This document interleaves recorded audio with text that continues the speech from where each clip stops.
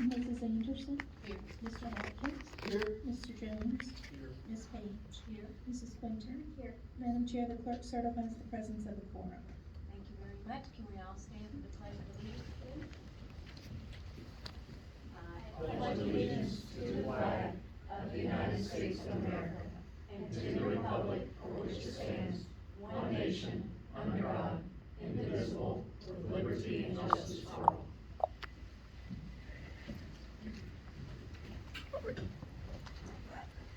At this time, Dr. Hornick, is there any adjustments to the agenda?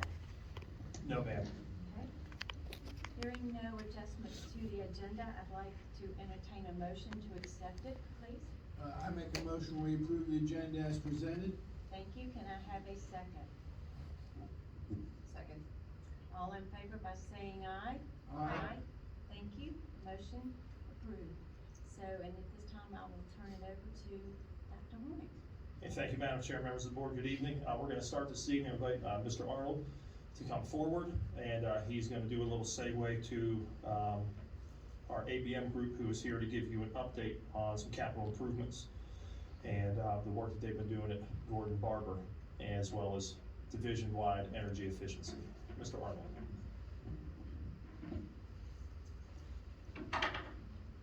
Thank you, Dr. Hornick. Mr. Arnold, you need to turn that on. I don't think I have any. There's a toggle switch on top. There. Is that better?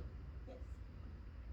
Madam Chairman, members of the board, ABM Building Solutions responded to a request for quotes back in August for the preliminary back-to-the-envelope proposal for a performance contract.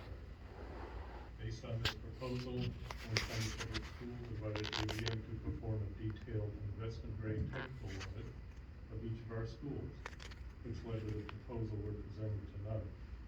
This proposal includes LED lighting, boiler controls, water conservation, and other energy cost-saving measures, along with a design-build contract to replace fan coil HVAC units in the classrooms, gymnasium, library, and hallways at Gordon Barber Elementary, with variable refrigerant flow, VRF equipment, enabling year-round operation of both heating and cooling functions, and no more changeover in spring and fall. It also eliminates much of the equipment that's required for the other system, and therefore the maintenance costs and replacement costs for those. The HVAC work at Gordon Barber will be scheduled during the 2023 summer break, and will also include cabinet and countertop replacements in the remaining classrooms that were not included in 2020, which was about half the classrooms. The VRF units will be configured to fit in the same space as the existing units, avoiding the need to replace the 2-year-old countertops. At this time, I'd like to turn it over to ABM and Mr. Frank LeBlanc for the presentation for you.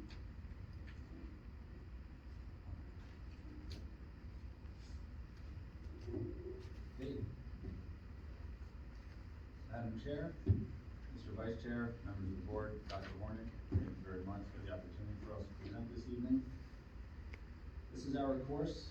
We're gonna talk a little bit about our partnership and prior projects and the related success. We're gonna talk about the school assets and upgrades that we found, the project review, which is the scope, and also financial options. And we're also gonna talk about next steps and timeline.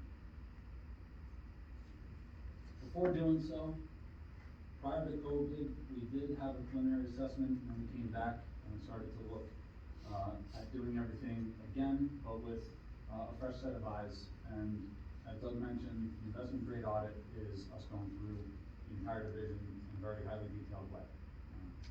And then that brings us to tonight to update you on the project, and we'll get to this a little later in the presentation, but equipment order is also an important one, why we highlighted it. A little bit about the past and project success. This is phase 1 and 2. Phase 1 kicked off in 2013 with the performance period. This is why you see the 2014, and then phase 2 was 2016, and then the performance period starts in 2017. And both very successful. I'm gonna break these out.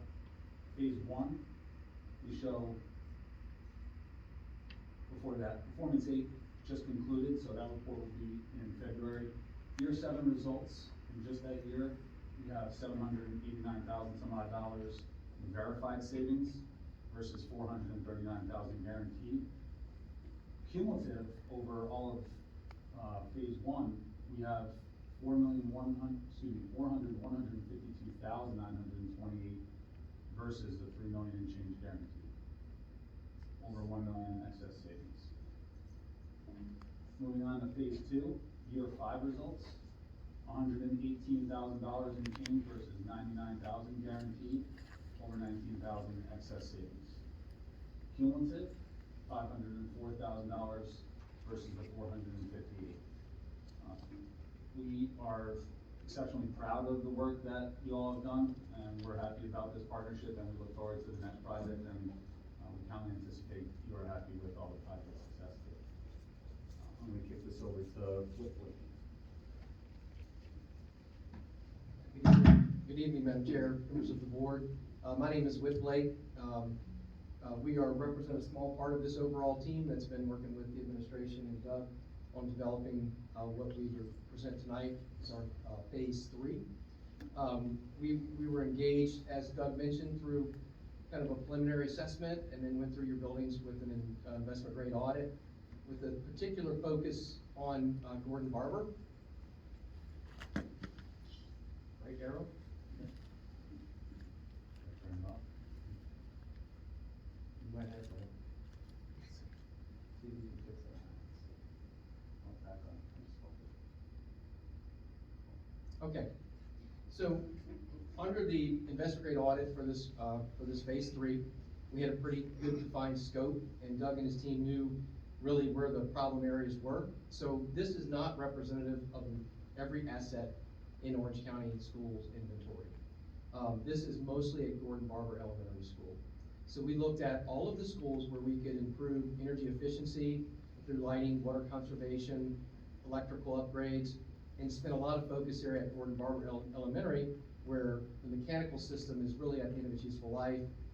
So where you see the Ds and Fs, we actually graded all these assets. These are all the individual units at the classroom level, the boilers, the chillers, and they're at the end of their useful life. I mean, the HVAC system is original to the building.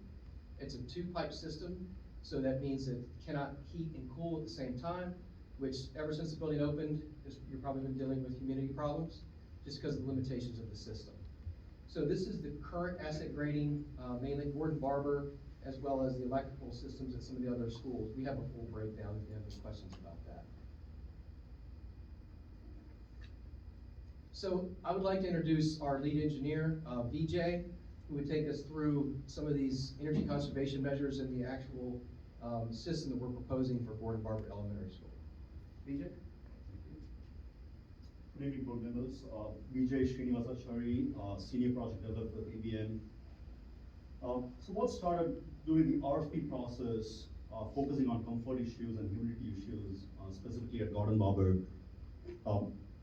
we had to basically find out ways of achieving greater energy savings to drive the project. So when you look at the list of energy conservation measures, or ECMs as we call it, lighting upgrades is basically all around the schools. We are looking at 11 different schools for lighting upgrades. Boiler controllers are in 2 schools, this building right here, and Orange Elementary School, so that's basically 2 out of 11. Water conservation is in 7 out of 11 different schools, and transformer upgrades are in 6 different schools. The need to find those opportunities beyond what we are going to focus on as far as the variable refrigerant flow was the need to have those energy savings, energy cost savings.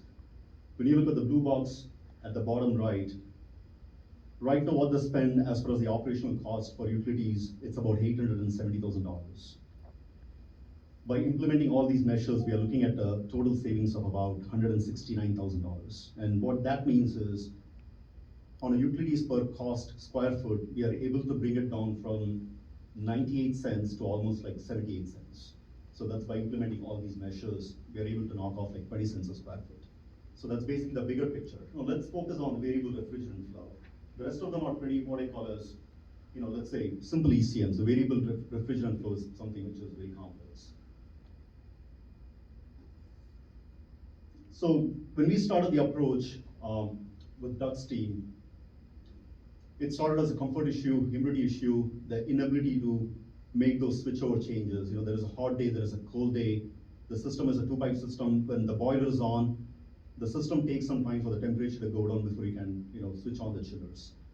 And when you need cooling, there is no cooling. It's still warm. The pipes are still warm. So we spent about, you know, the last 4 months, and you know, I really want to thank Doug's team. He has walked like, you know, countless days with me, spending time, you know, looking at all these facilities. So we ended up doing a pipe analysis test, you know, given the age of the pipes. This is like, you know, 55 years old. So we did some ultrasonic testing. What you see at the bottom right is basically a sample of the pipe that was sent to a lab. And we found degradation in the pipe given the age. What that means is these pipes are corroded inside. So looking at some of these results, there are 4 different sizes of pipes. There is a 4-inch line, there is a 1.5, there is a 1 1/4. And we took a sample out of the 4-inch pipe, and the degradation was more than 15%. And what that means is, when you take the sample out of the 1.5 and the 1 1/4, it's going to be even more. You're looking at corrosion inside, and this sample was taken out of a straight line pipe. When you're looking at some of these joints, the threaded and the bolted joints, it's going to be even more. So it kind of went from a comfort issue to more of a system integrity issue. The question was, how long will the pipe last? Are we going to have some issues with the pipe in the future? And when is that going to be? Because it's not going to be something where we can project saying, well, the pipe is going to fail in 5 to 10 years. It could be any time, and that's something which is hard to predict. So based on continuous discussion with Doug's team on what the options are, we said the best way to do this will be, you know, let's kind of steer away from the existing pipes and focus on a new technology, you know, which solves multiple problems, and that's what we call as the variable refrigerant system. And what it's basically doing is staying clear of your existing pipe, and these are refrigerant-based systems which provide instantaneous heating and cooling. There is no issues of humidity control as such. There is more temperature control. It's a great comfort for the students and the staff members. And this is specific to Gordon Barber Elementary School. And in this process, what it's going to do is basically eliminate your boilers, existing boilers. You don't need to have separate boilers. You don't need to have separate chillers. There is no need for separate cooling towers. And all the existing unit vents will be replaced by customized units, which are called the VRF unit ventilators. And that's going to fit, as Doug said, into the size of your existing case of the unit vents. And it's pretty much going to look similar, except the system is completely new, and the lifespan of these units will be more than 35, 40 years. So, you know, that's what we are proposing as far as, you know, the overall project scope goes. Any questions? Did you say, thanks for being here tonight, did you say the existing pipes will not be affected, they'll stay? Or? No, the existing pipes will not stay. I mean, it's going to stay as in it's not going to be used. So we are going to drain the system, it's going to stay in place. Okay. So you don't have to worry about the integrity and the life of the pipes. Thank you. Thank you. Doug? Good? Thank you, BJ. So we have seen this chart on the left before. So after implementation of the project that BJ just took us through, you'll notice that our total assets have reduced because we're now eliminating the cooling tower, the chiller, the boiler, the hot water pumps, the chilled water pumps at Gordon Barber. So when you look at those equipment pieces, that's why the total count's going down. The only remaining C is the teak boiler is getting the boiler controls on it. So you can see you've got a much more renewed asset inventory. We've eliminated a lot of that capital risk and exposure to, you know, pipes failing. We did a project out in Northampton County where they had pipes failing actually over their Christmas break.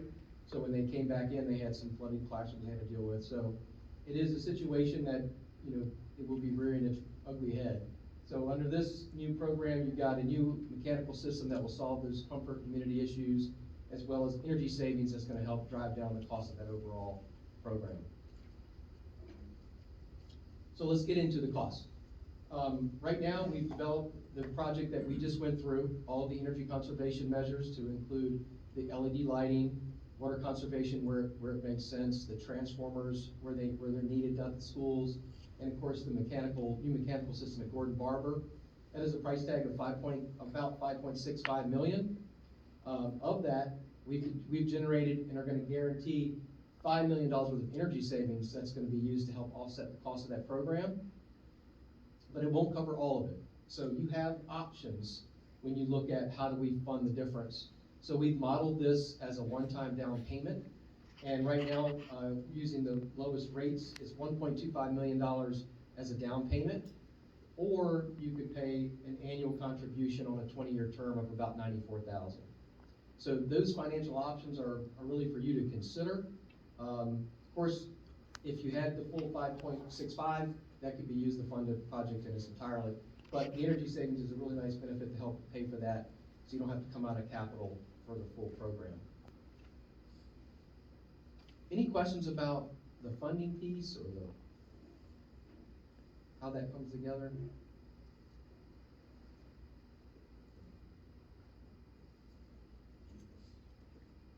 Okay, well, we've either done a really good job or y'all have really done some homework on this prior to us coming.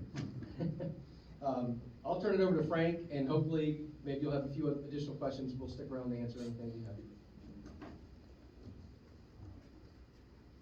Thank you, Rick. All right, and to take us home, we're gonna talk about why now, right? And it's about cost avoidance, and I've seen you all meet before, and we met with Dr. Hornick and others, and Doug and his team, and thanks again. It comes down to the students and the staff, right? It's what the learning environment is like and what the teachers are dealing with day to day. And we all know, in our daily lives or at work, when we're uncomfortable from the building, we're distracted because we start thinking about, can it be cooler? Can it be hot? If Doug and his team have a lot of trouble with going back and forth, or if pipes leak, that creates a lot of problems. And also financial stability. When we're talking about a comprehensive upgrade like this, now you're preparing for the long term compared to just potentially rolling dice. To close this out, where we are tonight, again, is highlighted. We do want to emphasize where we are for when we return in early January for approval, because we're going to order equipment in January in order to stay on that course for project start in May. So when students start to leave the buildings, we'll break ground, we'll get the project done before the start of the school year in 2023. Any questions about this or anything that was in the presentation this evening? Sorry, y'all can't hear me in the back. Yeah, just a clarification on my part, is each, unit, I'm looking at slide 11, Let me go back. are they gonna be, I understand the two-pipe system, but are they more or less, for lack of a better term, are these almost like window units? Every classroom is independent of itself? That's correct. So what you see in this picture right here, that's called a branch controller. So each of the branch controller has 16 ports, and that can basically serve like 16 different units. So as far as the configuration goes from a room perspective, between the rooms and the hallways, right now there are 32 units.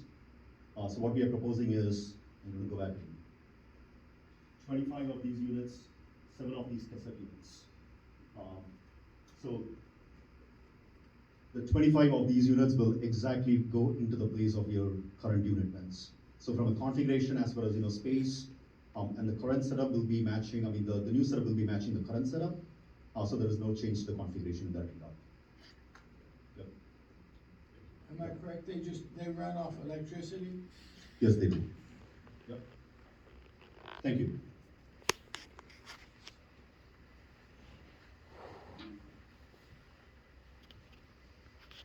Good to go? All right, we'll end on thank you. Thank you again. So are there Thank any you, John. questions from the board? I'd just like to make a comment, what they talked about very first, this is talking about a phase 3, and that's what we're going to decide on. But phase 1 that started in 2014 and phase 2 that started in 2017.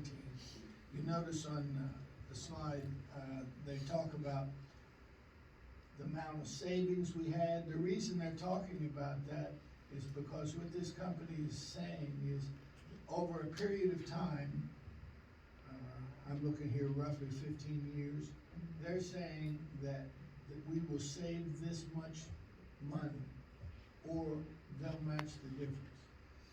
So in other words, this isn't a company that's coming in, giving us a contract, they fill the contract, and then they just go away. They're gonna be around here for 15 years on this proposed project, showing that we have that savings and energy that they guarantee. And, the program, in my opinion, in phase one and phase two has been quite successful. It let us, this is just basically talking about one school, but we did it to, 7 or 8 schools all in 2 different phases. And, it's really worked well. Now, what they replaced wasn't exactly what I don't think we have any schools that are doing exactly what we're doing in Gordon Barber. But in 2014, this probably wasn't available to do then, so, we're just taking advantage of some, new things. I agree, and I'd just like to add on to that. We've been working with ABM for quite some time, and Doug has worked with them closely. And, I know there was several times, and I'm not gonna try to recall the incidents with issues at the Hornet Center, that ABM sort of bailed us out with a couple of situations. Am I not correct, Doug? This is correct. I think the biggest thing I would mention about phase one is that ABM had, surplus savings over and above the guarantee, which they called an owner contingency. Other contractors that came in said that was for them to use if they forgot something or left something out or something overran, had inflation, whatever. ABM made very clear at that time that that $200,000 was for us, OCPS to use. And so we used that money to buy a brand new chiller for the field house to replace a water source chiller that had failed. So it basically bailed us out. So, yep, so thank you, Doug. It's a pleasure to see you gentlemen again. I appreciate you for being here, and, hope that we'll work on a third project with you guys, because, like I said, the first 2 was very successful, so I appreciate you guys for being here, traveling. So, thank you. All right, morning. Thank you, gentlemen, Madam Chair, members of the board. At this time, I invite Ms. Linda Blair to come forward to give you all an update on school lunch. And all things involved with that, so Linda.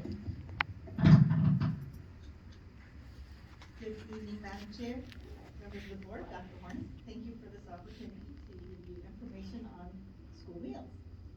The first report is the school lunch debt report. It's a little bit misnamed. It's actually a meal debt report when you think about it, because the children do charge for breakfast and lunch both. So as of November 1st, the school division's recoverable debt was $4,824.71. And that is debt owed by families of active students who do not receive free meals. The USDA provided a waiver allowing free meals to continue through the end of 2022 school year. This waiver expired June 30th, and all schools went on to the regular meal program. However, our schools, except for Orange County High School, are approved for community eligibility provision, which means that those students in the approved schools do not incur any debt. So all of the debt that's incurred is that from the high school. So on Friday, I took another look, because I did this report back in November. So I took another look at our debt, and just to give you a little update, now the current debt at the high school is $9,953.17. Breakfast, the price for breakfast is $1.55. Price for lunch is $2.90, and that hasn't increased in more than 4 years. But we still have families who don't qualify for free meals but aren't able to pay for their meals. aren't paying for their meals for one reason or another. On a good note, we have been provided some funding by the Virginia Department of Health to help to pay for students who are not able to pay for their meals. The funding they provided is $42,285, which is very generous. That will provide payment for breakfast for all high school students from January through the end of the school year. By providing free breakfast, that will reduce the debt incurred. Children will not be charging breakfast, and will be starting their day with a meal. There will be some funding left over from that we can put towards the debt amount that we have at the end of the year. Questions? What are you predicting as a debt amount at the end of the year? Well, that's hard, because I didn't expect it to be 9,000 at this point, frankly.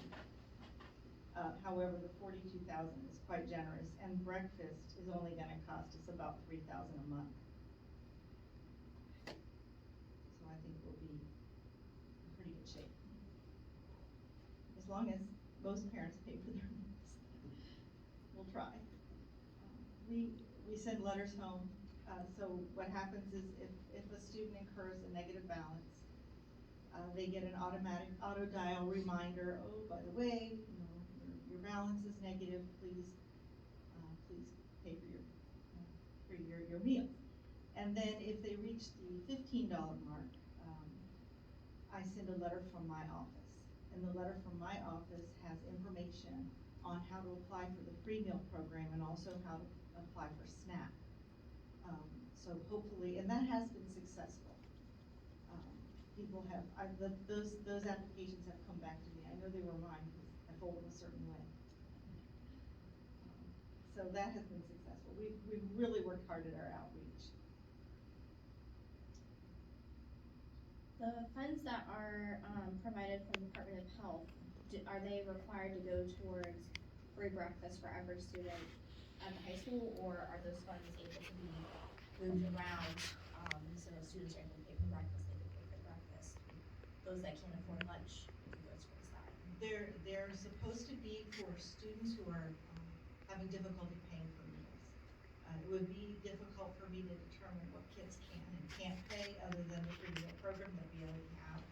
So we thought that by providing free breakfast, that reduces the debt incurrence, and also provides the kids with at least one meal. Do you know, typically, because I know when I was in school, I don't think I even ate breakfast, but, do you know, is there like a trend, or do more kids eat breakfast, do more kids eat lunch, do you know that? Lunch is far more popular than breakfast. The kids that eat breakfast are hungry. They come to school hungry, that's why they're eating breakfast. Generally, high school kids aren't hungry until like a little bit later in the day. They don't wake up hungry, for the most part, but the ones that do, if they're hungry, they come for breakfast. So those are the kids that eat it. Linda, you might speak to the increased amount of students who are eating breakfast at the elementary and middle school as compared to years past, because that's now a free meal. Yes. Because that's greatly increased in those schools. Yeah, and when you provide free breakfast, your number of students that are taking free breakfast, your number of students who take breakfast will increase. We've seen a decrease this year in all the meals at the high school because the free meals went away. So you have some kids that aren't eating.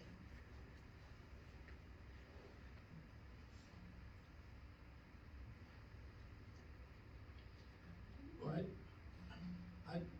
I'm not a parent and I don't have any children in the school system, but, I mean, if I was a parent and the school's gonna provide my children a free breakfast, you know, I would, regardless of my financial capability, I would say that's fine. Yes. In other words, I'd have my children take part in it, that's what I would say. Yes, I I mean, would too. I don't know how other parents think, but, there's lots of things involved. not only the cost of fixing the breakfast at home, there's the time and getting the products, preparing it and all that. So if the school system is going to do it adequately for, at no charge to me directly, I can certainly see why people would take advantage of it. And of course, for the high school, this is a temporary situation, it's a funding that's provided one time, so this is not something that will carry over into next year. That kind of brings us on to our next subject, if it's okay. Okay, so our next subject is the free reduced meal program, which they kind of, as we've already been talking about a little bit, they go hand in hand. And so the number of students eligible for free meals has increased since last year. We did a lot of outreach. We did some of our normal outreach, like newspaper posting and school web posting, and the online applications are available, and flyers sent to a variety of places in town, and letters home. But this year we did something a little bit different. We increased our Facebook presence when it came to giving information about applying for the free meal program. We also, Marcia and I, set up camp at the open house at the high school and also at the freshman orientation. And we were there with a table with prizes and information and giveaways, and every parent that came through that door was handed a paper application and explained what it was. So we did everything we could to get high school parents to apply for the free meal program, whether they wanted us to or not. They were like, no, I'm good. I'm like, no, just take it.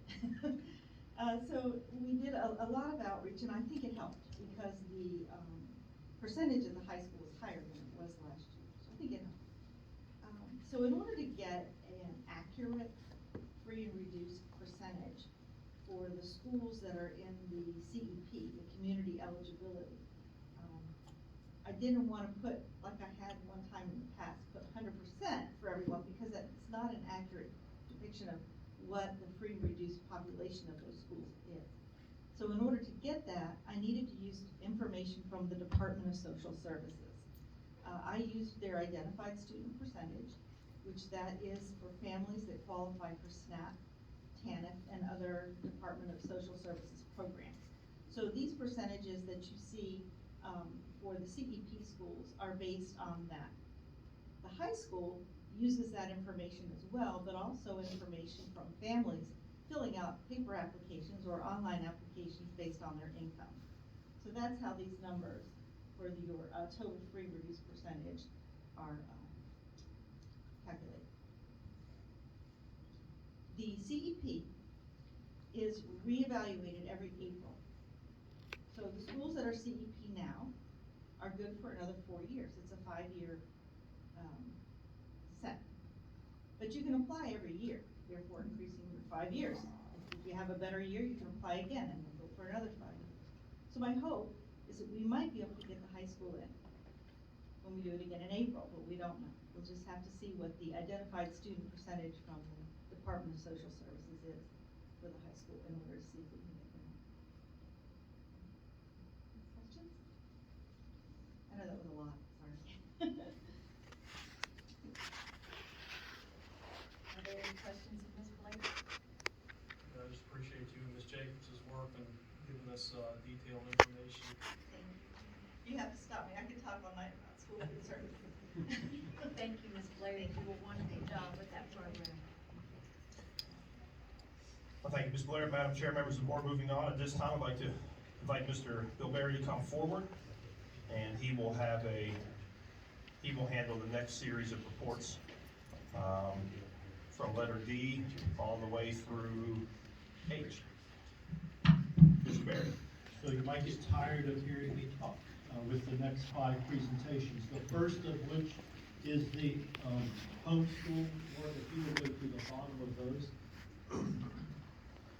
You will see in the information provided that our number of homeschool students decreased at the elementary level by 19 from the previous year, and increased at the secondary level by 4 students, for a decrease district-wide of 15 students. It's also important to note that we are now serving 292, if you'll scroll down just a little bit, Laura. We serve 292 families that have homeschooled students in Orange County for a total of 485 students. Just imagine if we had 485 more students, 126 more at the high school if we had nobody homeschooling.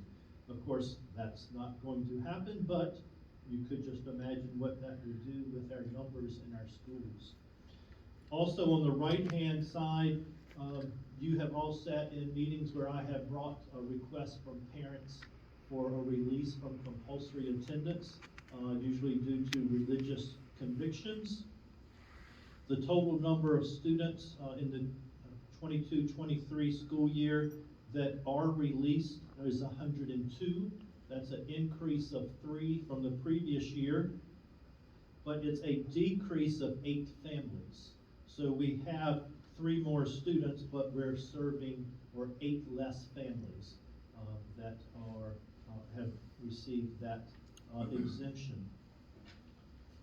As you know from previous reports I have given, Laura, you can go to the next attachment.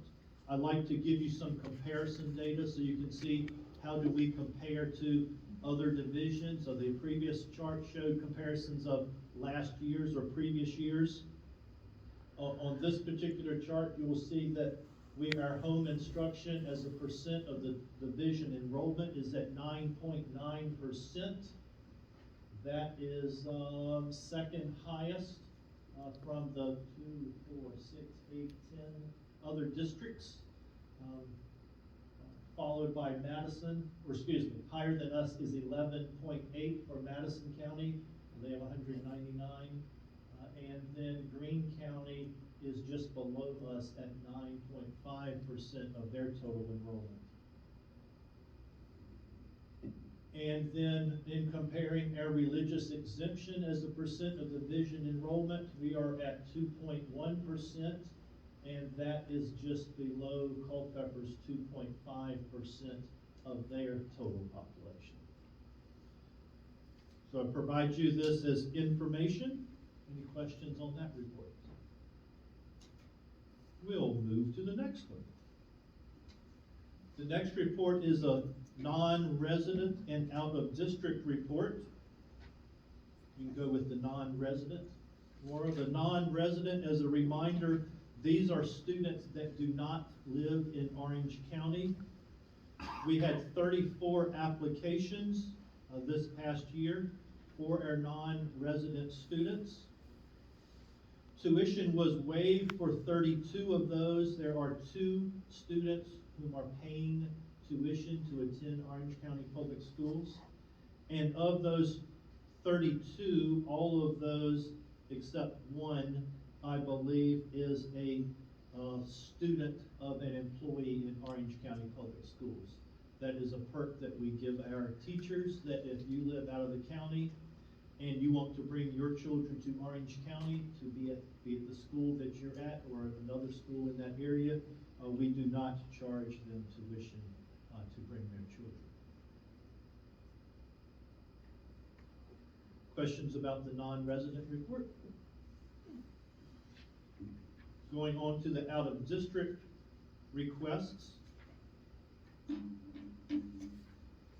So out-of-district, that means that a student lives in Orange County, but they are not attending a school that they should be attending.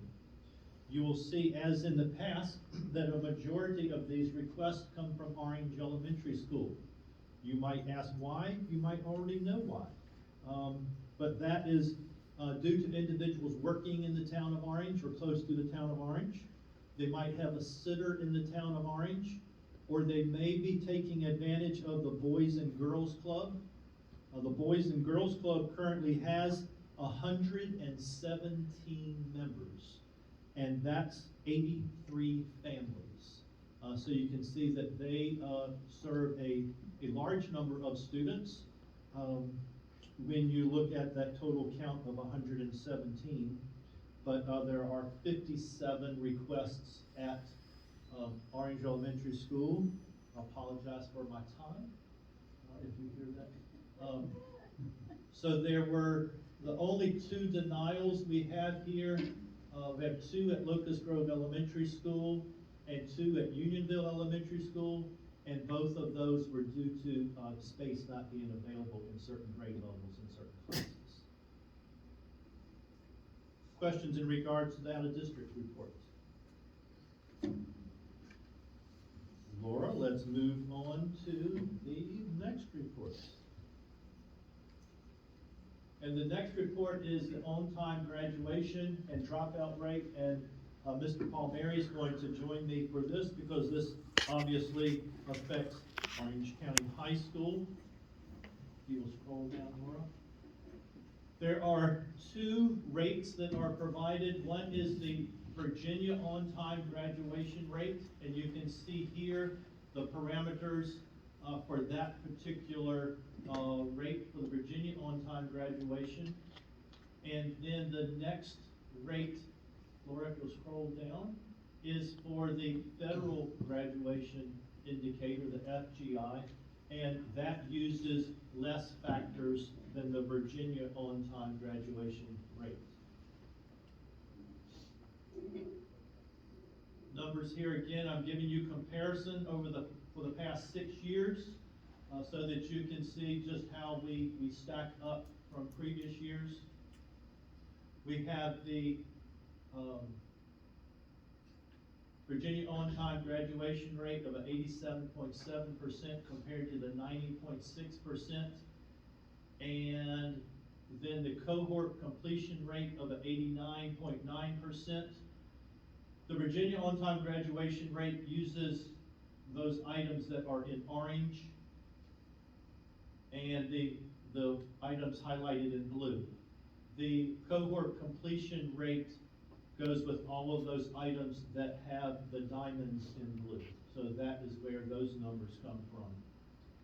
And you can see that our Virginia on-time graduation rate has gone from a 90.6% to an 87.7% when comparing the 21 school year to the 22 school year. And our dropout rate has gone from a 2.2% rate in 2021 to a 7.6% rate in 2022.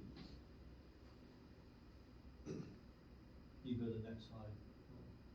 And this is just that information. I've tried to give you how we are ranked in the state out of 131. Some say 131, sometimes this report is 132, but it varies there depending on what data you look at or who you listen to. And so that gives that comparison, much like I showed on the previous slide. The next slide, how do we compare to other divisions? We are 72nd in the state out of 132 school divisions, and we're 8th in the area out of the 10 school divisions. Those are those same school divisions that I showed earlier in a previous report. Our dropout rate is 56th lowest in the state out of 132 school divisions, and again, 8th lowest in the area out of 10 school divisions. Before you go to the next slide. So it's important that we know there's some concerns with the decreased graduation rate and the increased dropout rates, and I'm going to let Mr. Palmieri speak to what the plan is as far as addressing that, of course, items that he's already put in place for this school year. Thank you. Good evening, everyone. Happy holidays to everybody in the room as well. Obviously, as seen in the previous slides, the graduation rate has dipped below 90% for the first time in a good couple of years, which is unacceptable. So we needed to, once I took the leadership title at Orange County High School, one of the first things that I did was put together a mechanism for us to kind of track and monitor this a lot closer, and to make sure that we are, again, improving that grad rate, reducing that dropout rate. For consideration for everybody in the room, the board, I have attached a link to that mechanism in the slide here. If you click on that VTSS mechanism, it will take you to a hyperlink where you will be able to see that document and what it looks like, and what we use all day, every day on our campus this year to monitor that. It gives you a cohort by cohort current graduation status with regards to credits and current SOLs passed and still needed to meet graduation requirements. A lot of the other things that we have done has been built around that to provide supports and to make sure that everything we're doing across each level and every cohort is tiered systems of support to make sure that we are intervention-based and make sure that we're maximizing our instructional delivery to make sure that we are, again, keeping students on track for a 4-year and on-time graduation. So that is something that we will be working towards, and we're working towards it every day. That 87% will not plague us for too long. We are working to remedy it. And again, it's the crux of everything that we're doing on a daily basis. Yes, we are dealing with some of the byproducts of the last couple of years, but again, we will not allow that to be an excuse, and we're gonna make sure that we get this corrected in the very near future, that again, we get north of 90 and continue to rise closer to that 95 as in years past. And again, once we do that, you will see a natural decrease in our dropout rate as well. Now, with regards to all of this, again, over the next 2 slides, you will see a lot of bullets as to what is going on a daily basis, but it all stems and centers around that VTSS mechanism. Again, that is something that everybody on my campus has access to. It's something that we rely on, and it's something that we update on a daily basis. I'd like to open it to any questions that anybody on the board might have, or Dr. Hornick might have about what we are doing to remedy the current graduation rate at Orange County High School.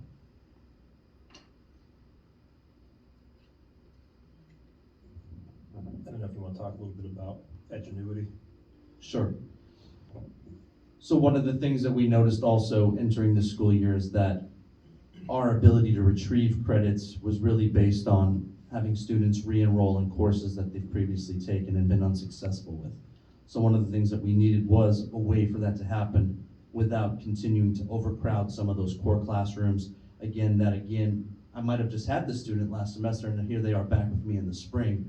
Didn't work the first time, but I'm the only person who might teach this content area.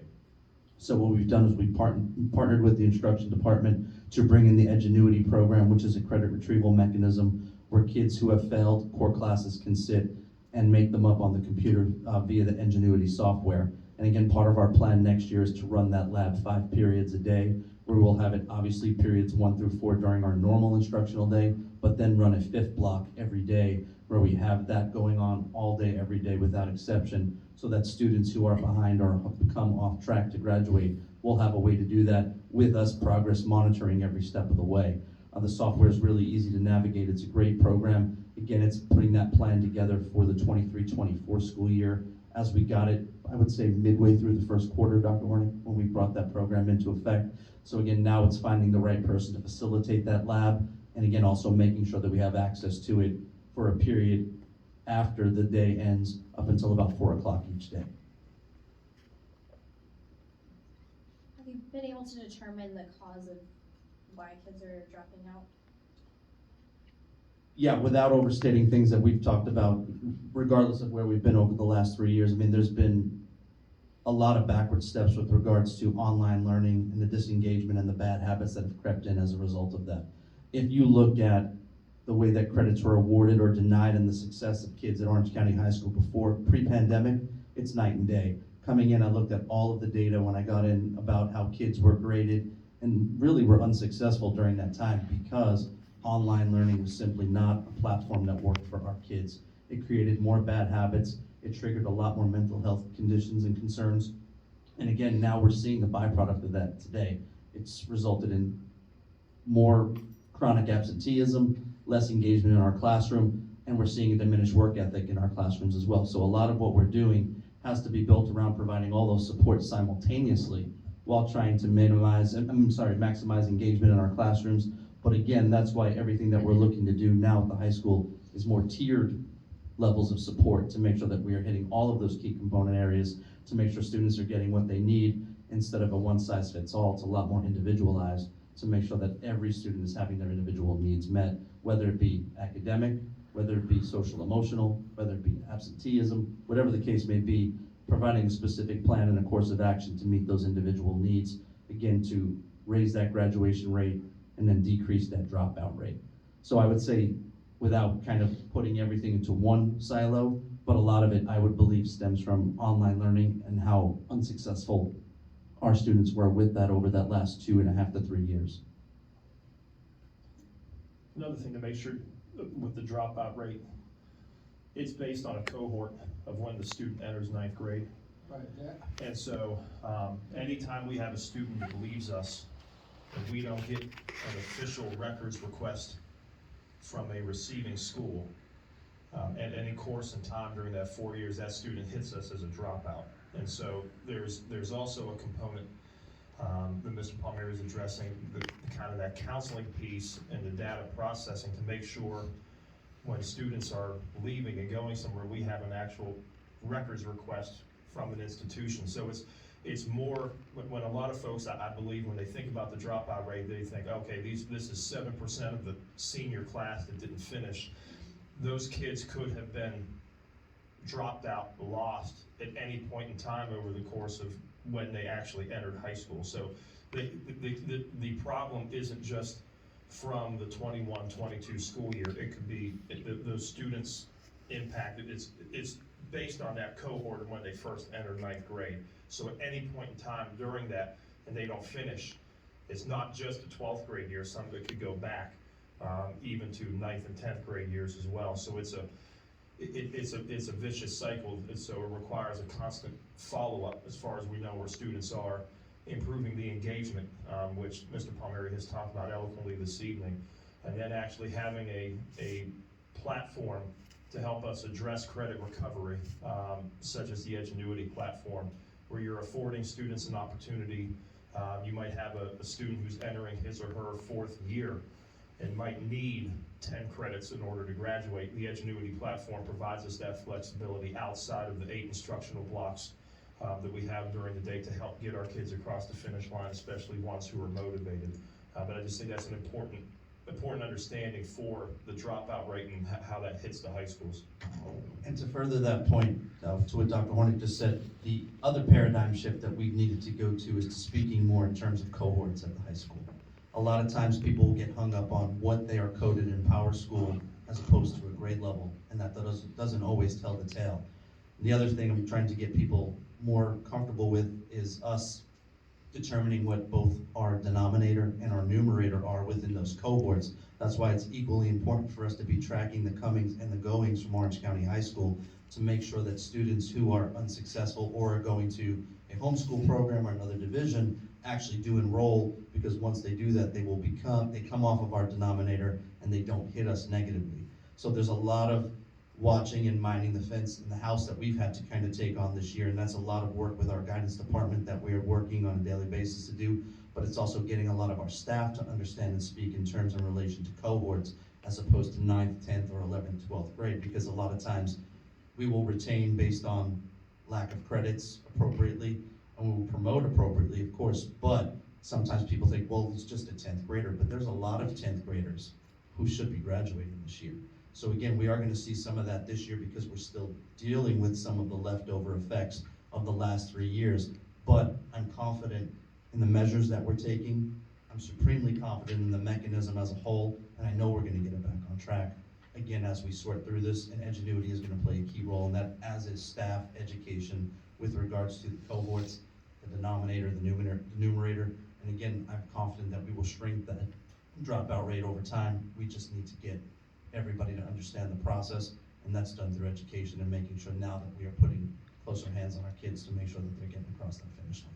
Yeah, it's not just as simple as saying if we have 400 seniors and we have 388 that are on track to graduate here in May, the cohort could be 435, because that's what you started with back in 9th grade. So it was almost like there was a level of surprise when it came in. So it's been a retraining to make sure that there's an understanding of the rules of the game that we're playing into.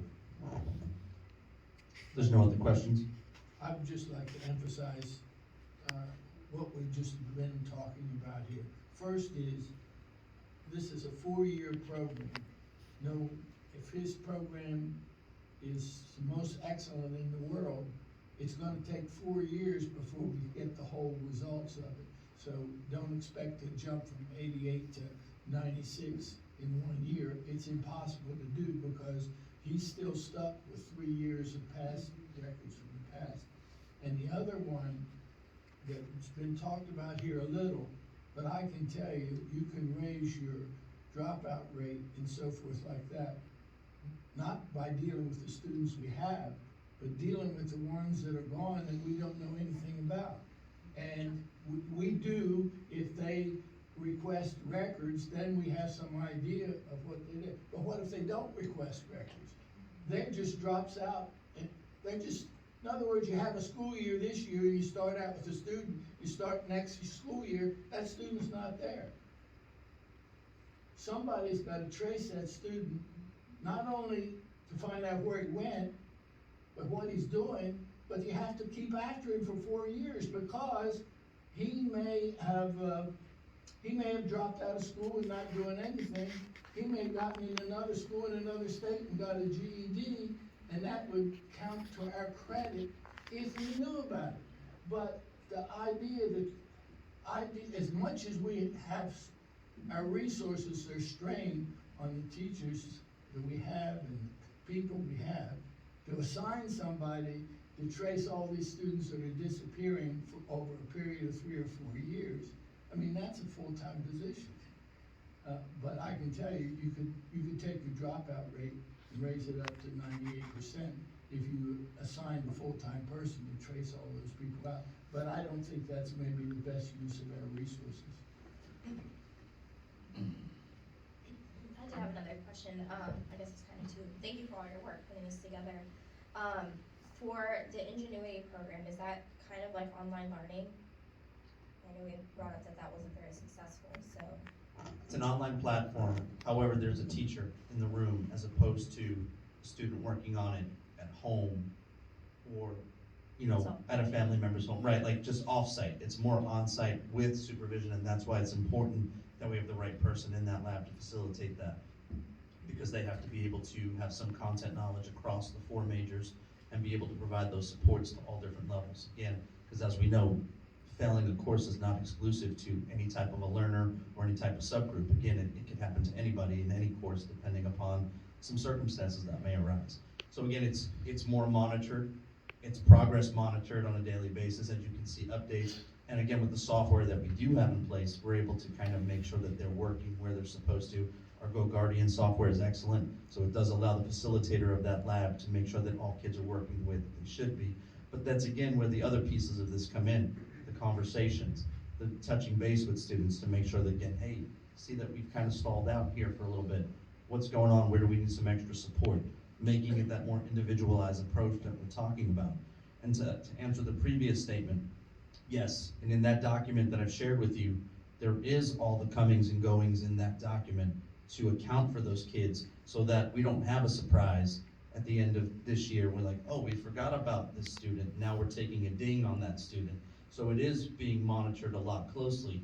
However, changes like that take some time for people to kind of get on board with and to get comfortable with. So it is a bit of a process. I'm certainly not indicating that I need 4 years to fix this. However, I do think over 4 years, we're going to see some gradual increases in our graduation rate, which will decrease that dropout rate as well. You It said sounds it was like a second question. and just following up, it sounds like it kind of alleviates some staffing issues. And have you gotten any feedback from teachers about this program, how it's been working for them? Which program are you talking about, Ingenuity? The Ingenuity, yeah. Ingenuity's been a very soft rollout right now at this point. Again, it has not been rolled out to the masses, for the masses just yet, again, because we wanted to work through it, we wanted to take a look at it, and we're not set up for it just yet. We do not have 5 periods a day or a location to kind of run that. Again, spacing is very important at the high school, that's important to remember. So again, the place that we designate for that lab has to be the right place that can hold 5 periods a day and kind of be the hub for credit retrieval. So as we're getting into second semester, that is a crux of our next year plan, and even as we get into summer school to kind of roll that out as a form for our summer school, which will alleviate some of the staffing, because you don't need 4 different content teachers to teach those 4 different subjects. We can find the right 1 or 2 and run 2 Ingenuity labs over summer and still accommodate just as many kids as we could before, because we could spread it out, we could put it in a little bit of a bigger place for the summer, but then as we transition to fall, we would definitely like to have a lab with the right person in place, and like I said, 5 periods a day to really see some of those improvements and to monitor those improvements. Yeah, our students are all assigned a teacher's record in that content area, and also it's, the way online learning had been going, it was almost carte blanche, everybody's doing it. We do have to be very particular about the courses that you use. For instance, I don't believe that Mr. Palmieri will use it much for the way of world languages, and some of your upper level courses and even some of your foundational courses. It works well for a certain amount. I used it tremendously in my previous placement. And so there are some that it works very well with to help students in elective areas, and it'll help them close the gap. But it's a very judicious use of assigning, make sure the student is the right student for it, and we have the right teacher of record to help walk the student through the information. Absolutely, and there might be some instances where a repeat with the physical course is still appropriate for certain learners. However, that's where we have to be very selective about who we're placing into Edgenuity, because it is not a fix-all for everyone. So again, we have to be very selective in that process, which we will be. Thank you.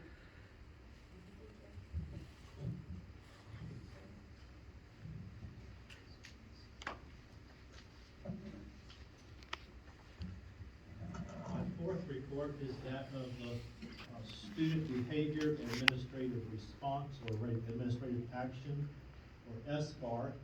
This was previously the Discipline, Crime, and Violence report, but that has now changed at the state level. And it is mandated by the Code of Virginia, it is reported annually. The model focuses on prevention and interventions as opposed to discipline. And it addresses effective instructional prevention-based approaches. There are 5 different areas, so you will see these acronyms. I know we love acronyms. Mr. Hopkins, correct? Yes, sir. So what I've tried to do is define here just what the acronyms are. There are behaviors that impede academic progress, behaviors that endanger self or others, present a safety concern, that are related to school operations, and that are relationship behaviors. And what I have done is broken out by category the primary offenses in each of these particular areas. And I have, for instance, in the BAP, which is the behaviors that impede academic progress. So when an administrator receives a discipline referral from a teacher, he or she then codes that according to various codes within each of the 5 categories. BAP 1, which again is behaviors that impede academic progress, had the most number of events, 327. This is across the district. There were 351 total BAPs, but 327 of them are what's classified as the BAP1, which is interfering with learning in the classroom. As a reminder, in the past, those could very well have led to some type of discipline infraction. Now it's could be some type of other administrative response, and I'll show you some examples of that later on. There were 192 of the 215 students in the category of BAP that were a code of BAP1. So it's lots of data here. You can really get into the weeds with it. I just want to give an overview of information in each of the categories. In the behaviors that endanger self or others, the BESO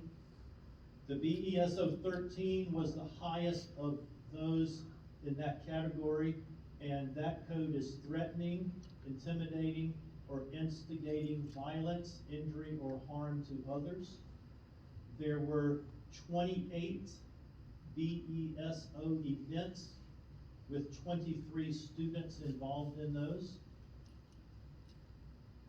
The BSC, these are behaviors that present a safety concern. You can see that we had 552 total events in this entire category, with 520 students involved in those 552 events. So you see that there are 32 events that are a student that had one or had two or more, of events that fell into this category. There were 89, BSC 5, and that is related to tobacco. And I'm not going to read all of these because I don't want to insult your intelligence. You can certainly look through those. If you have questions today or at a later time, certainly contact me regarding those. Laura will move on to the BSOs. And there were 240 events here involving 187 students. The higher percent here in this category was fighting, the BSO 3. The use of physical violence between students or on another person where there is a minor injury as determined by the school administration. 139 of the events, or 58% of the 240, fell into this category. And then the last area there of relationship behaviors, the RB, speaking to another in an uncivil or discourteous manner. There may have been a referral written in that particular area in which an administrator dealt with. There were 740 events in the relationship behavior category, 83 of which were the RB6, 128 which were RB8s, using profane or vulgar language or gestures. Going on to the next slide. I've broken this down by the category of sanctions. So the event happened, now what did the administrator do? And this has broken that down into the 2, 4, 6, 8, 10, 11, 12 different categories of sanctions, from class removal over to no disciplinary sanction applied or taken. There could just be a conversation that needs to be held with the student as opposed to removing them from class or suspending them from school short-term or long-term. So it gives you a breakdown there of each of those categories by sanction. And then, as I mentioned earlier, interventions are a key in this model as it was provided to us by the Virginia Department of Education. So, interventions that may have been put in place, here, parent contact. And I found, and I'm sure some of our administrators use the same, it works really well at the elementary level. But back in my days as a school administrator, I found very often when we had that student who was misbehaving in class, came to the office to discipline him or her, very often I would dial the phone number and hand the phone to the student. And the student would be like, what do you want me to do? I want you to tell your parent what you did and what you need to do in the future. And we had very few times where that was then a problem with the same student before, because it wasn't just Mr. Berry saying, here's what you did. The student then had to explain in his or her words to mom or dad, here's what I did in class today, and here's why I'm here in the office. So that would certainly fall in that parent contact area. And then over to the far right-hand side, it could also be a referral to an outside support agency. I've now broken down at the secondary level by schools in regards to suspensions. And I've given you a 5-year running record, so you have comparisons to make. And that is information there for Locust Grove Middle School. And I do have Mr. Satterwhite, Ms. Burke, and Mr. Palmieri here if you have questions regarding sanctions and so forth provided for each of their schools. We're going to go to the next slide, which is also, that's Prospect Heights Middle School. And that's a comparison of this year to last year as well. And then to the high school. You see quite a difference in all of our secondary schools in regards to sanctions from last year, to this, excuse me, 2 years ago to last year. Keep in mind that those 19 and 20 and 20 and 21 years also involve those, the COVID years and some of the, lack of students in schools, and that's, no doubt where if we go to the next slide, you will see that the data looks much different than the years past. And there has been an emphasis placed on in-school suspension or short-term suspensions as prescribed by the Virginia Department of Education. But that does not mean that those infractions that warrant a long-term suspension don't get a long-term suspension.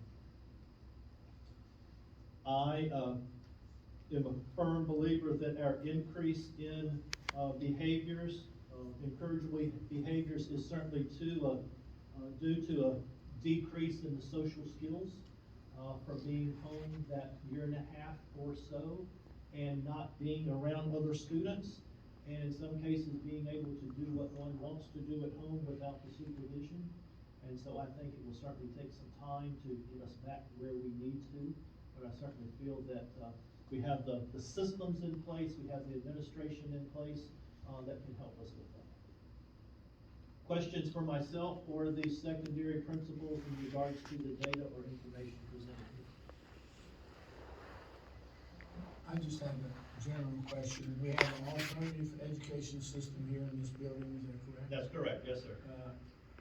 Are we gonna get a separate report about that, or is that woven into this? Those numbers are woven into this because even though they are here in the alternative education program, they are still tied back to the schools, be it Prospect Heights or Orange County High School here in this building. Mr. Satterwhite has another program in his building for his students. So they're still associated with the school in which they are enrolled. Mr. Berry, just a general comment is to our administrators. It's noted that there's a lot more staffing out in the hallways during class changes, and we don't have facilities like sinks and things being ripped off in the bathrooms, and so that's duly noted. Hearing good things, so I just encourage you to keep it up. Thank you. Thank you, Mr. Mayor. I think that's it. Thank you, Mr. One Mayor. more.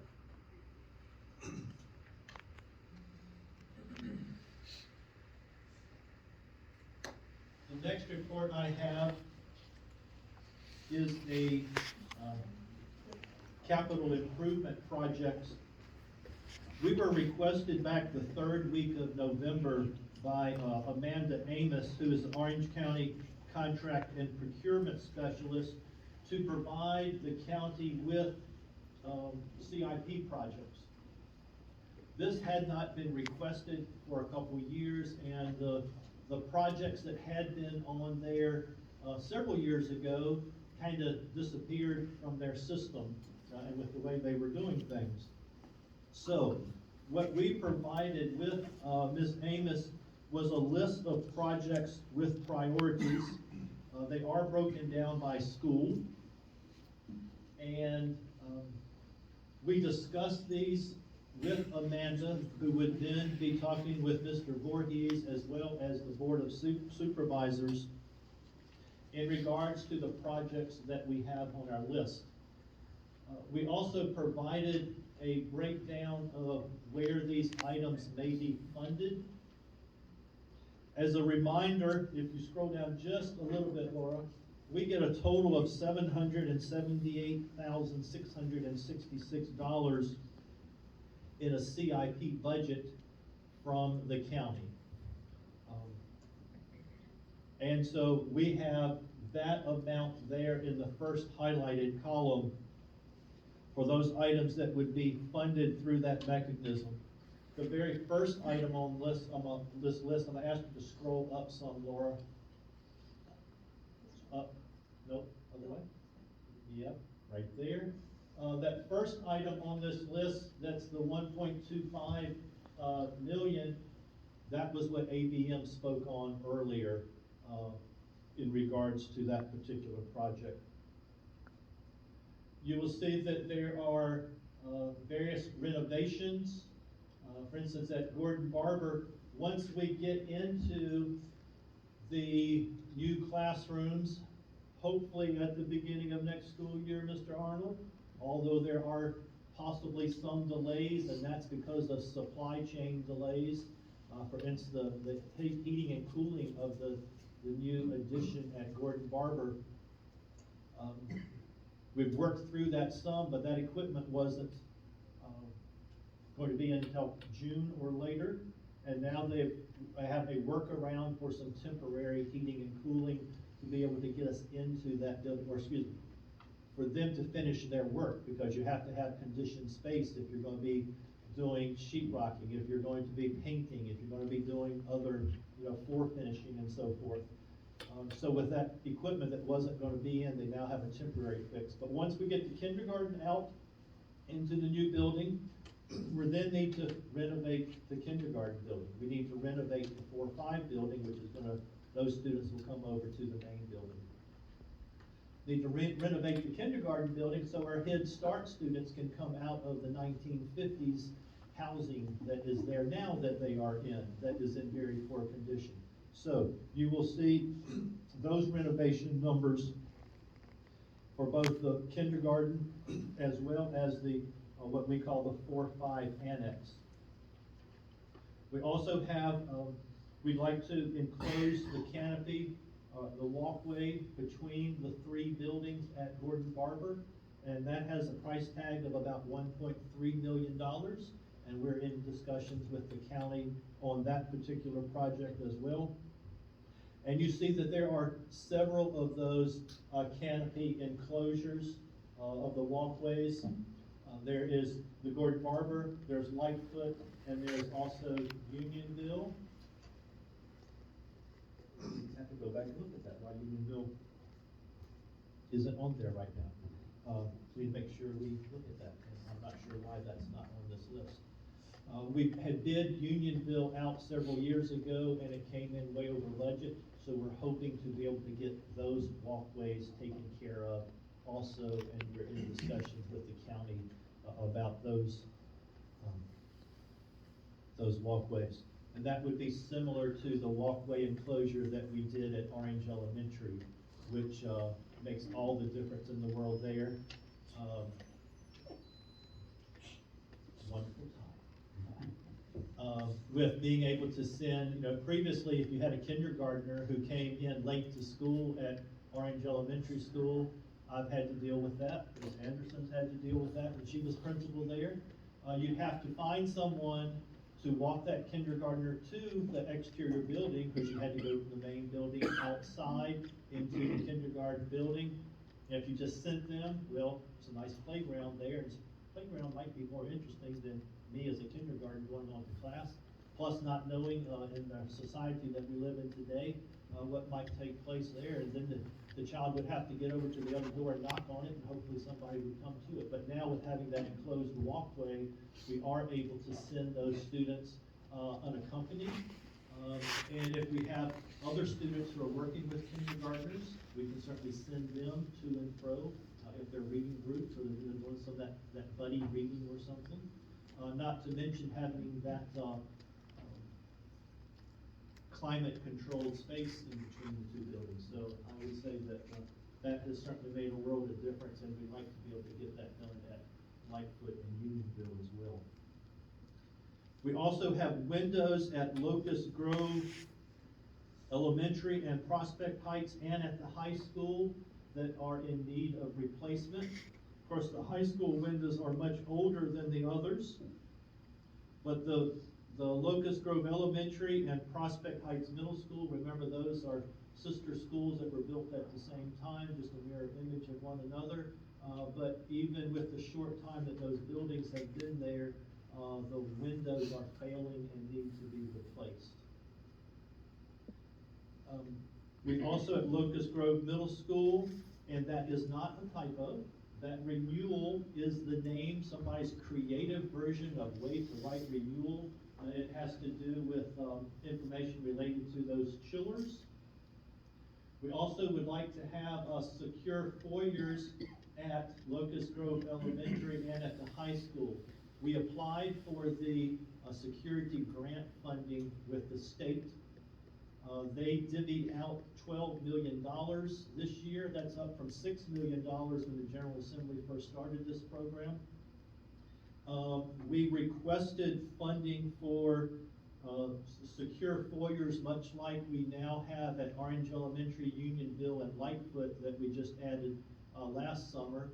We were hoping to be able this coming summer to put the secure foyers at the high school, Prospect Heights, Locust Grove Elementary, and Locust Grove Primary. Well, we just received funding for Locust Grove Primary and Prospect Heights.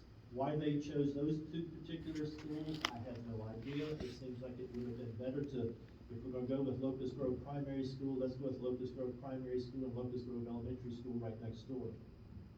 But we got $62,408 for Locust Grove Primary and Prospect Heights Middle School for those secure foyers.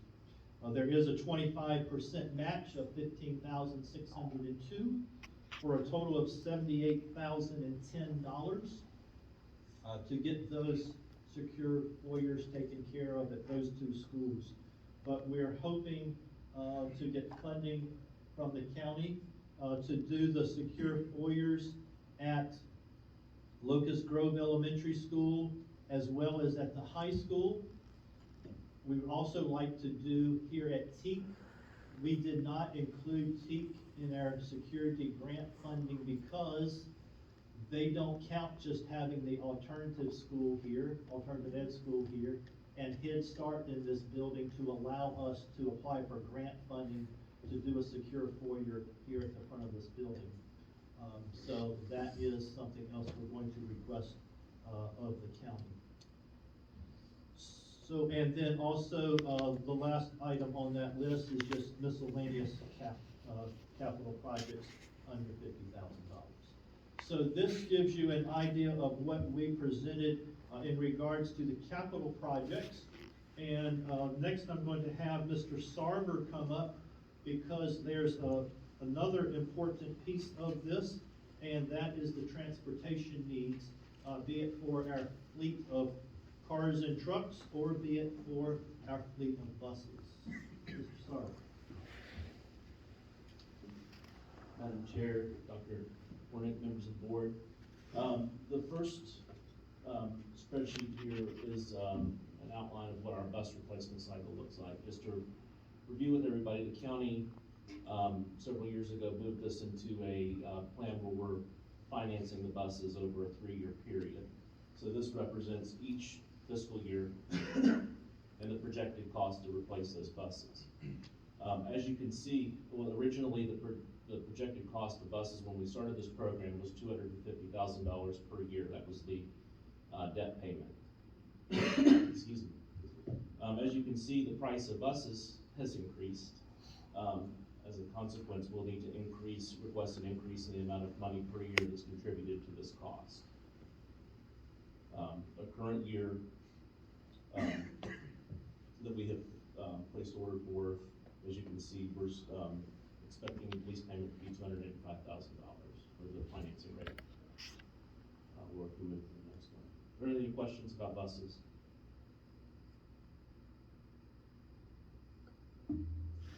The second is our car and truck fleet.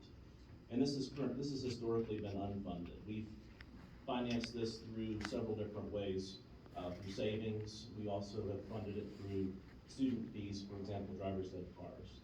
When a student participates behind the wheel, they pay a fee, and that is for replacing vehicles. We currently have about 11 vehicles that we're currently using for a wide variety of purposes that serve students that students have actually funded. About total 50. This is currently not funded, but we would ask that $135,000 per year for the current year, something along those lines, whether it be a matter of doing another municipal financing option, or if this would be a straight purchase. But this is an explanation of our needs. As you can see by the vehicle ages, it's gonna take quite a bit of time for us to get to a point where we can say that our cars are on a cycle. I'm using the same metric that we're using for the buses of 12 years, but in reality, we're gonna be getting 16 to 18 years of service out of the vehicle for quite some time. Somebody has a question about that proposal?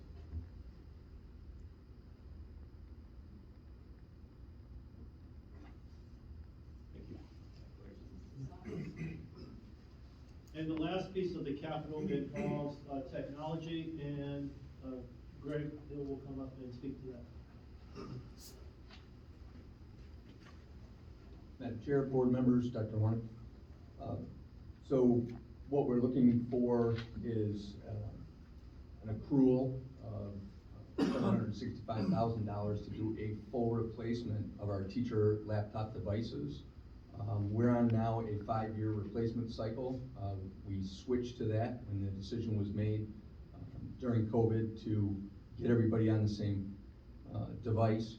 And those devices are our Apple MacBooks, like Ms. Byram's using there.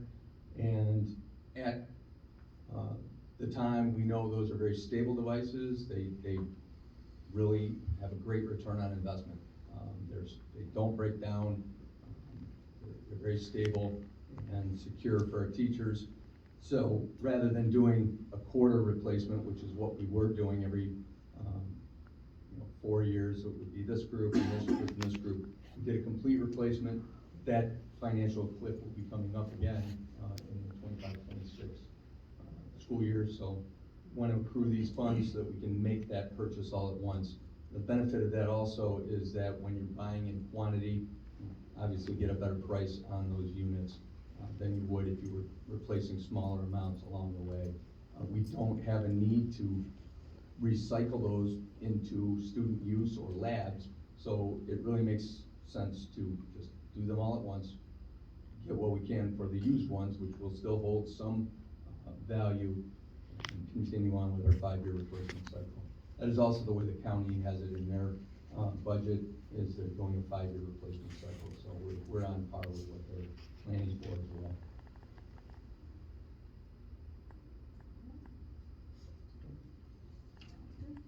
Thank you.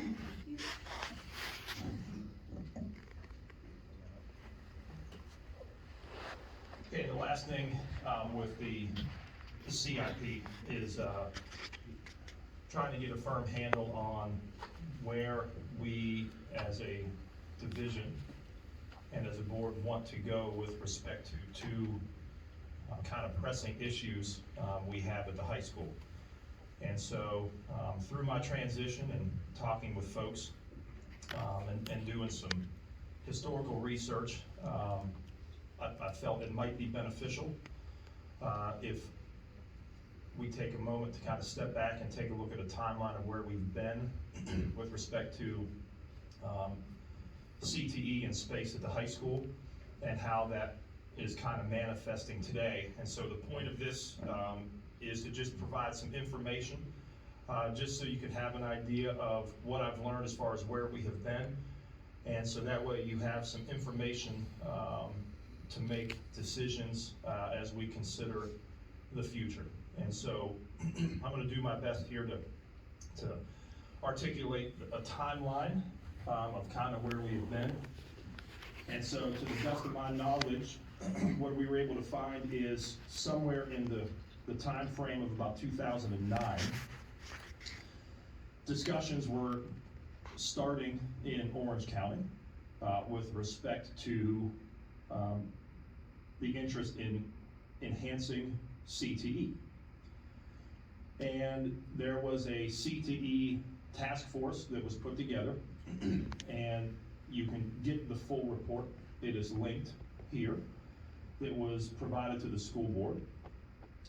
And this subsequently led to, in and around 2011-ish, the hiring of Grimm and Parker architects to begin to put together feasibility and take a look at CTE in Orange County. And so at that time, the architects considered 4 particular sites, one being the former Timber Truss facility, the second being the Bluebell building, the third being the C.R. Butler Building, and the final idea was the potential of putting a CTE center somewhere on the existing property at the high school. You can access the initial report from March of 2011 from Grimm and Parker, and then I've also linked the very detailed May 2011 report. Ultimately, they graded out the 4 sites, and their proposal and their recommendation was to build a standalone CTE center. And so the outcome of that is what is on these large poster boards that are here in the room, and then you can also get access to more of the designs and the specs in the May 2011 report, which is about a 65 slide document. This particular site was set to be where maintenance and transportation is currently, and it was intended to provide a way to increase CTE programming. And so those discussions, so this is what we found from 2009 and through 2011.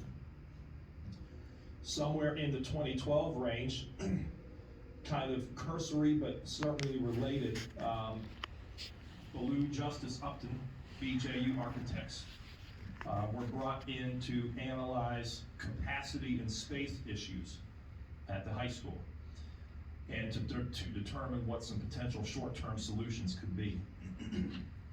Their findings included issues with space and core classroom size, and specifically they identified at that time 66% of the classrooms in the high school did not meet VDOE recommendations.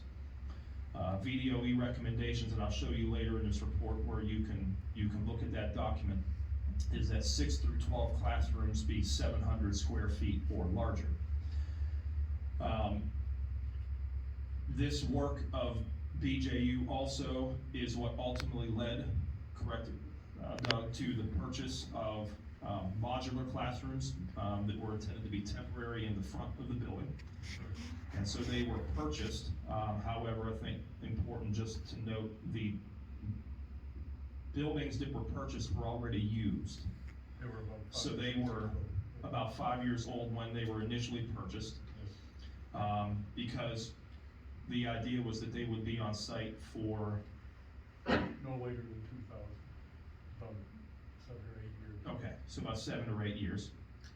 And there was additional plans that called for an additional wing being added to the high school. And again, this is a pretty short slideshow compared to the Grimm and Parker work, but you could go back to access it. And so as far back as 9, 10, 11, and 12, we were starting to have discussions and realize that we really wanted to increase CTE capacity and efforts, but we also needed to improve our core classroom space.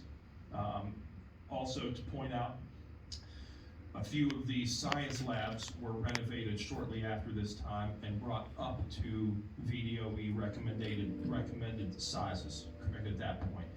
So we now anticipate that probably about 60% of the high school that is, because outside of that, the classrooms have been largely untouched since 2012, and so we're still estimating that probably at least 60% of the classrooms still are below VDOE recommended guidelines. Around 2013, you have RRMM architects that are coming in to craft a conceptual plan for renovations, additions, and site improvements to Orange County High School. They set out a host of success criteria that included finding ways to provide additional opportunities for students for 21st century skills, very important with flexibility for the future, and they spoke back to the work that the CTE task force had been doing, and their job was to try to highlight and include as many of the CTE task force recommendations as possible in their work. As you look through the phases, you will see in phase 2, 4, 5, and 7 some specific mentions of CTE work to be addressed. I think it's important to point out that this was not going to be program expansion. This work was not providing space to bring in new programs. It was creating space to enhance the programs and to enhance the space of the programs that were currently in the building. So for instance, the ag program, there was a space for the ag program that would be more appropriate than what they currently use. There was space for the nursing program. There was space for building trades. And so it didn't outline additional space so that you could add auto body or add a STEM program or add graphic imaging or whatever it else might be. It was to enhance the space for the programs that were currently in and being taught in the high school. RRMM also identified the importance of what they call the quote-unquote right sizing of some of the classrooms, and so there was some additions and some bump outs that seemed to be on the drawings that would extend the space and take some of the smaller classrooms and get them to the 702 to 704 square foot mark. And of course, the master plan has been discussed a lot, and I linked it so that anybody that wants to see it can certainly do that. Then we move forward to around 2018, and this is when I could find somewhere in this time frame the donation of the Bluebell building to Orange County. And it was at this time that the county hired Quinn Evans Architects to address the feasibility of turning some of the space into a CTE center. And after a few years, I believe it was a few years, maybe two, it was determined that the conversion was not particularly feasible for the level of investment that was going to be required. And so as we kind of work through this, it seems that a kind of a growing sentiment began to come forward that we weren't prioritizing or working to enhance CTE program.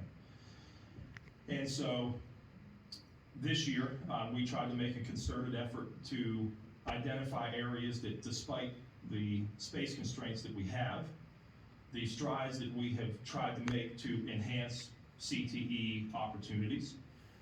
And the long-range plan document that we have, that Dr. Honaker put together primarily, was a document that was meant to kind of address the grows and the glows that we have experienced over the past 6 to 7 years, the successes and the continued challenges. And we brought that information to Chamber and Economic Development Partners Group meetings, and it was also the same document that was brought forward at the joint work session in October. As we move forward, we have the availability of the law property starts to become a reality, and folks inside and outside of the school division begin to weigh the merits and digest this opportunity. We have formally asked the Board of Supervisors to consider the purchase of the property and provided an idea and a vision as far as what could be done on it. And then, of course, most recently, we also have some consideration being given to the potential of renovating and the feasibility of renovating TEAC to expand CTE programming. And so that was the timeline that we could find. And so just kind of moving forward, and what does this all mean? Basically, it's pretty evident that we still need opportunities to expand our CTE programming for students. And we also need to increase the number of core instructional spaces in the high school, and we'll talk about that in a second.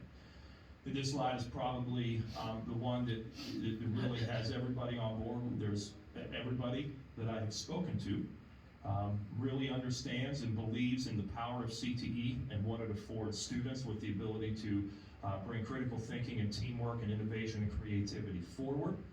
But we have some considerable space needs. Okay, so we still have, so for instance at the high school, we currently still have 5 teachers that are in the learning cottages that were placed there after the Ballou Justice work was done.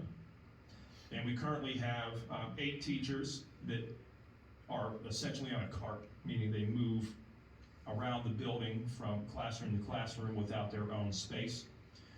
And I think it's important to point out that that 8 would definitely be higher if all of the positions at the high school were filled. We still have unfilled vacancies with teachers. And based on Baloo Justice in 2012-13, giving us 66% of the core classrooms not meeting the VDOE recommendations. And we know that a handful, maybe 2 or 3 science labs were renovated. I'm not sure exactly how many. Was it 4? Okay. Four classrooms were turned into 2 science labs and a prep room. Okay, so 4 classrooms were turned into 2 science labs and a classroom. And so we are still estimating that approximately 60% of the remaining classrooms that haven't been adjusted still are not meeting the VDOE recommendations. We also have some things that we definitely need to consider as far as being able to adjust and be flexible to the future. We are going to, in my opinion, have some increased student population to some extent. And for those of you who frequent the eastern end, Wilderness Shores is growing. There is currently 168 single-family homes. It is graded, it is piped in, and Ryan Homes is ready to begin installing footers. And so those homes are going to be built here in the near future, as well as 204 townhomes. And then, of course, we have the preparation for Wilderness Crossing, and should that project come to fruition and the impact that it would have, but we'll leave that one to a later date. And so, in that venue then, I'll bring forward some different avenues that we can potentially pursue. And this is, again, just in hopes of providing some thoughts as far as considerations for the future. And so we have a couple ideas. Since I've come on board, I've heard about, can we utilize the Route 3 Germanna campus as a potential place to house the nursing program? And the answer is yes, we can consider that.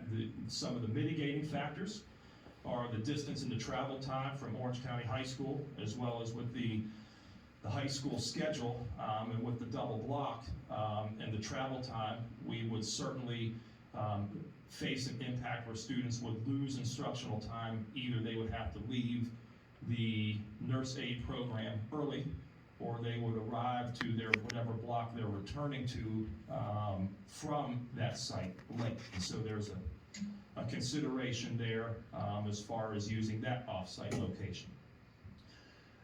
With respect to TEAC, as with any building, it absolutely provides the potential to expand programs. One thing to consider with the high school schedule, if you do an off-site location, your travel program will run 3 times a day. You'll have a morning travel, a midday travel, and an afternoon travel. And so one thing to consider with any of our off-site options is with a travel schedule of 3 times per day, when we looked at the programs that are currently inside of the high school that could potentially go to an off-site location, nurse aid came to mind. The consideration there and the potential mitigating factor is we will not get a whole lot of new classroom space out of the current nurse aid program. And so the classroom space issue inside of Orange County High School still remains a barrier, and it would inevitably have to be coupled with some type of expansion at the high school, in my opinion, so that we can actually get rid of the learning modulars outside, provide our teachers a space to work, and have some breathing room and some flexibility so that we can address more students coming to the school. You also have components where you could look on-site to the expansion, which is essentially the master plan. Again, as I went back to the beginning, the master plan as it sat in 2013, again, did not provide opportunities necessarily to expand, increase the number of programs. It enhanced the space for the programs being taught. They did call for some additional classrooms being built on the property, which could help address space constraints. There are some other benefits that the master plan highlights. I'll call this property essentially adjacent. It does provide the opportunity to expand like some of the other ones do.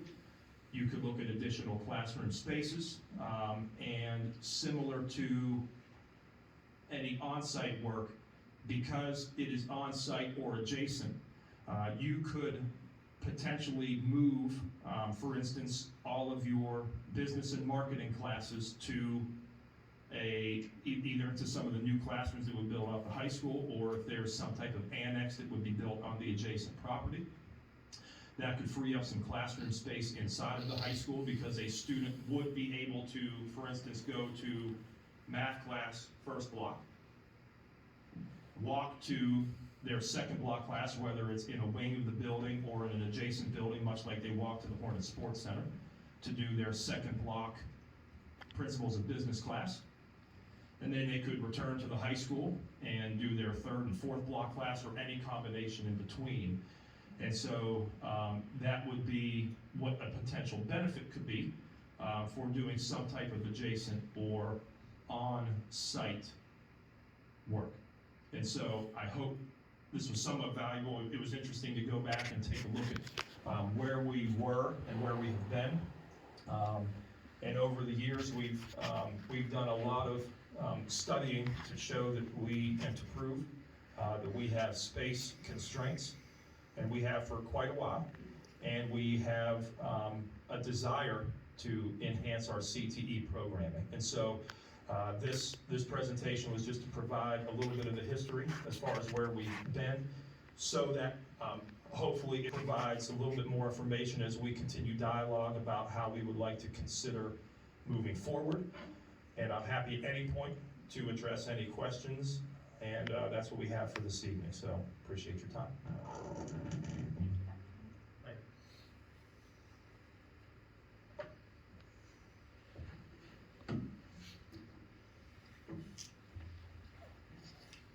I would like to commend Dr. Horning for his excellent presentation of what happened in the past before he came here.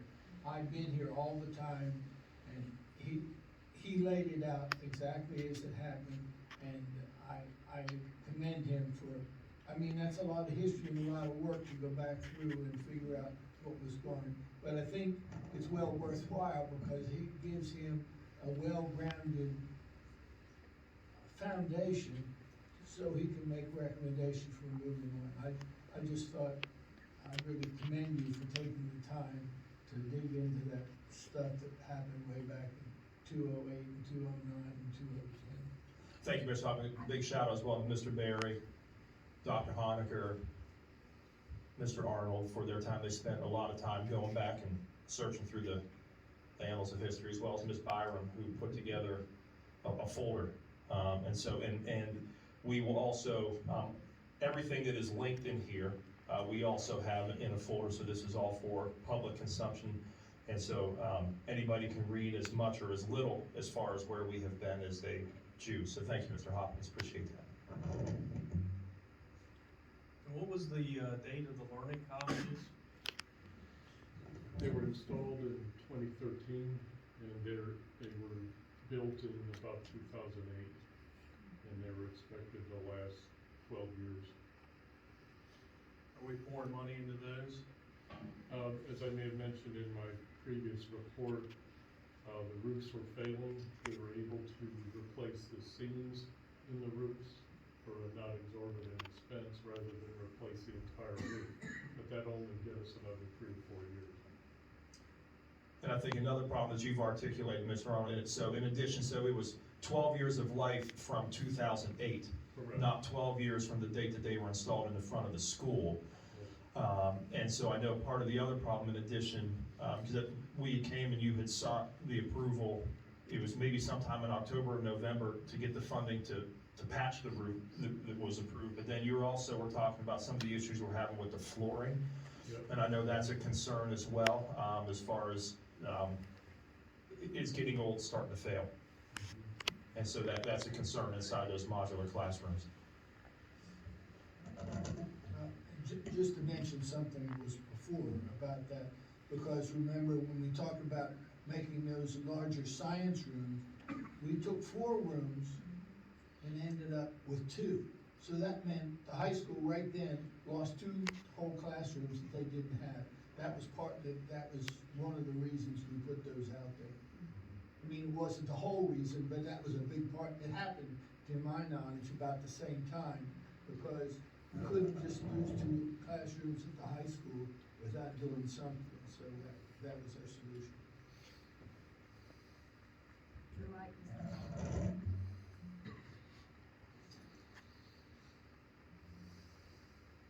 That's all, Madam Chair. Thank you. Members of the board, thank you for your time. All right. So if there's nothing else, then I guess we will go down and review calendars. Ms. Burns?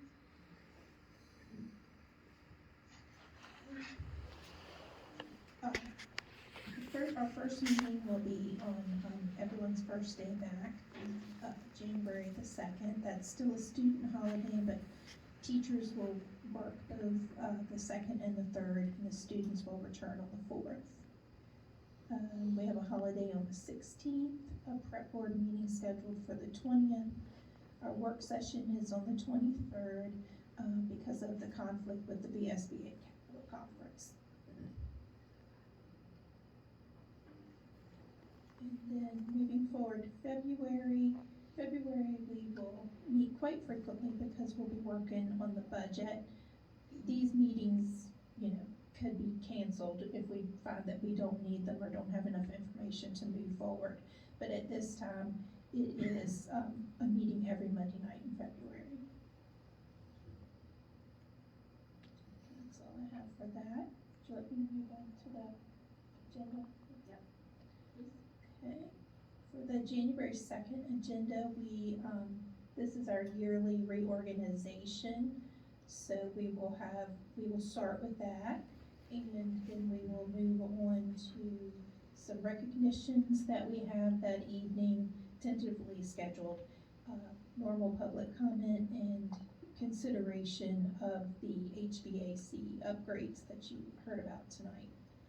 That's it. Thank you, Ms. Bynum. Any comments from the board? Any questions?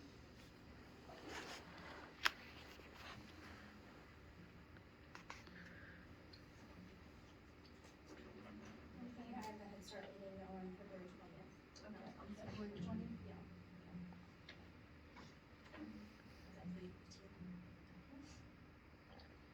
All right, well, if there is no other business, I will adjourn this meeting.